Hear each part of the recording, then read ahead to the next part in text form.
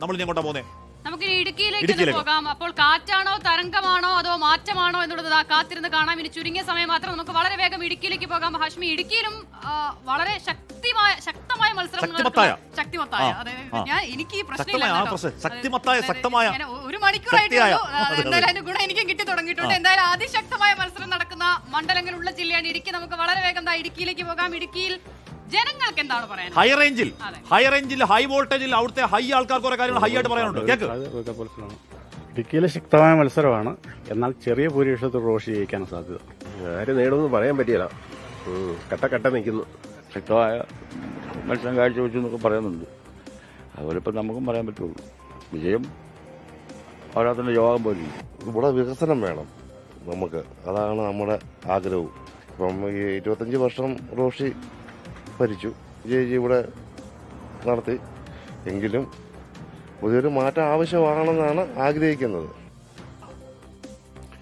അപ്പൊ അതാണ് ഹൈറേഞ്ചിന്റെ പ്രതീക്ഷ. ഇടുക്കിയിലും ഇക്കുറി എന്താണ് UDF അവിടെ അധികാരത്തിലേക്ക് മടങ്ങിയെത്തുകയാണെങ്കിൽ UDF തൂത്തുവാരുന്ന മണ്ഡലങ്ങളിൽ നിന്ന് പ്രതിപക്ഷ നേതാവ് അവകാശപ്പെട്ട മണ്ഡലങ്ങളൊന്നാണ് ഇടുക്കി, എറണാകുളം അടക്കമുള്ള മണ്ഡലങ്ങൾ. അവിടുത്തെ ഹൈറേഞ്ചിലെ ജനം പറയുന്നു. പക്ഷേ ജനം ഈ സമ്മിശ്ര പ്രതികരണം തന്നെ രാവിലെ പറയുകയാണ്.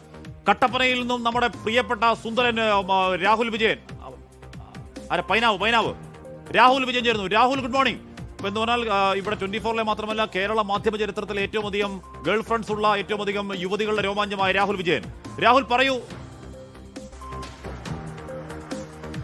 Hashmi, Asitha, good morning. എന്തായാലും ഇടുക്കിയിൽ എന്താണ് സംഭവിക്കാൻ പോകുന്നത് എന്നുള്ളത് അറിയണമെങ്കിൽ വോട്ടെണ്ണി കഴിയേണ്ടി വരും. ഒരു പ്രവചനവും നടത്താൻ പറ്റാത്ത വിധത്തിലുള്ള ഒരു തെരഞ്ഞെടുപ്പാണ് കഴിഞ്ഞു പോയതെന്ന് നിസ്സംശയം പറയാൻ കഴിയും. ഒരുപാട് പേർ അങ്ങോട്ടും ഇങ്ങോട്ടും ഒക്കെ ഈ ബെറ്റ് വെച്ചിട്ടുണ്ട്. ആ ബെറ്റ് വെച്ചവരിൽ ആര് ജയിക്കും, ആര് തോക്കും എന്നതടക്കമുള്ള കാര്യങ്ങളിൽ ഒരു കൗതുകം ഇപ്പോഴും നിലനിൽക്കുകയാണ്. അതിൽ ഏറ്റവും പ്രധാനപ്പെട്ട കാര്യം, ഏറ്റവും ശക്തമായ പോരാട്ടം നിൽക്കുന്ന അല്ലെങ്കിൽ ആളുകൾ ശ്രദ്ധിക്കുന്ന ആ മത്സരം നടക്കുന്നത് ഇടുക്കി മണ്ഡലത്തിലാണ്. കാരണം മന്ത്രി റോഷി അഗസ്റ്റിൻ LDF സ്ഥാനാർത്ഥിയായി വീണ്ടും മത്സരിക്കുന്നു. അതുപോലെ തന്നെ കൈപ്പത്തി ചിഹ്നത്തിൽ 36 വർഷങ്ങൾക്ക് ശേഷം ഒരു സ്ഥാനാർത്ഥി റോയി പൗലോസ് എത്തുന്നു.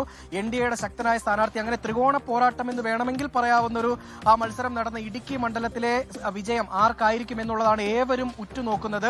അതൊരു പക്ഷേ റോഷിയെ സംബന്ധിച്ചിടത്തോളം, കേരള കോൺഗ്രസിനെ സംബന്ധിച്ചിടത്തോളം ഒരു അഭിമാന പോരാട്ടമായിരുന്നു. റോഷിയുടെ ഒരു നിലനിൽപ്പിന്റെ പ്രശ്നമായിരുന്നു. കേരള കോൺഗ്രസിന്റെ ഭാവി കൂടി നിർണ്ണയിക്കുന്ന ഒരു മത്സരം. അങ്ങനെ വേണം LDFനെ സംബന്ധിച്ചിടത്തോളം ഇടുക്കിയിൽ ഈ മത്സരത്തെ വിശേഷിപ്പിക്കാൻ. കോൺഗ്രസിനാണെങ്കിൽ പിന്നെ പറയേണ്ട, കാരണം അവർ കേരള കോൺഗ്രസ് ജോസഫിനോട് വാശി പിടിച്ചു വാങ്ങിയ സീറ്റാണ്. അവിടെ കൈപ്പത്തി സ്ഥാനാർത്ഥി വന്നു കഴിഞ്ഞാൽ ഉറപ്പായിട്ടും ജയിക്കുമെന്ന് പറഞ്ഞ് പിടിച്ചു മേടിച്ച സീറ്റാണ്. അവിടെ കോൺഗ്രസിനും വിജയം അനിവാര്യമാണ്. അതുകൊണ്ട് വലിയ തരത്തിലുള്ള പോരാട്ടം, വലിയ തരത്തിലുള്ള പ്രചരണം നടന്ന മണ്ഡലം. അവിടെ ആര് വിജയിക്കും എന്നുള്ളത് തന്നെയാണ് ഈ ഇടുക്കിയിൽ ഏറ്റവും പ്രധാനമായും ഉറ്റുനോക്കുന്നു. മറ്റു മണ്ഡലങ്ങളിലും സമാനമായ രീതിയിൽ ശക്തമായ പോരാട്ടം നടന്ന മണ്ഡലങ്ങൾ തന്നെയാണ്. പീരുമേട്ടിലാണെങ്കിൽ പോലും UDFനൊരു അനുകൂല തരംഗമുണ്ടെന്ന് CPM പോലും അല്ലെങ്കിൽ LDF പോലും കരുതുന്നു. പക്ഷേ പിടിച്ചെടുക്കാൻ കഴിയും. CPIയുടെ ജില്ലാ സെക്രട്ടറി അവിടെ മത്സരിക്കുന്നുണ്ട്. അതുകൊണ്ട് പിടിച്ചെടുക്കാൻ കഴിയുമെന്നുള്ള ആത്മവിശ്വാസം, നിലനിർത്താൻ കഴിയുമെന്നുള്ള ആത്മവിശ്വാസം പീരുമേട്ടിൽ LDFനുണ്ട്. അതുപോലെ തന്നെ ഉടുമ്പൻചോലയിൽ MM മണി മത്സരിക്കുന്നില്ല. മാത്രമല്ല ഒരു തലമുറ മാറ്റമൊക്കെ നമ്മൾ ഇടുക്കിയിൽ കണ്ടതാണ്. തൊടുപുഴയിൽ PJ ജോസഫ് മാറി മകൻ അബു ജോൺ ജോസഫ് സ്ഥാനാർത്ഥിയായി വരുന്നു. LDF സ്ഥാനാർത്ഥിയായി സിറിയക് ചാഴികാടൻ.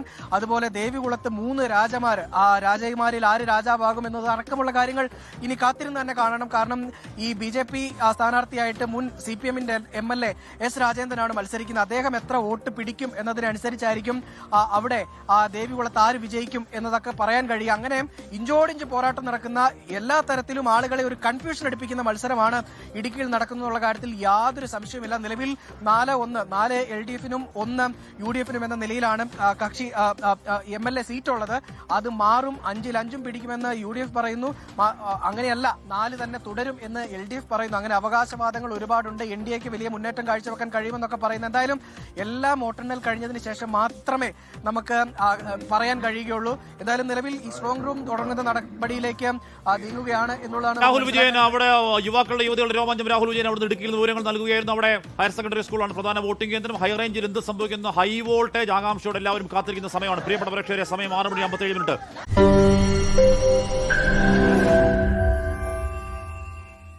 ലോകത്തെവിടെയായാലും ഏത് സമയത്തും 24 വാർത്തകളും ഓഗ്മെന്റഡ് റിയാലിറ്റി പാക്കേജുകളും എക്സ്പ്ലെയിനറുകളും വിശദമായി കാണാൻ ഞങ്ങളുടെ YouTube ചാനൽ നിങ്ങൾക്ക് സബ്സ്ക്രൈബ് ചെയ്യാം.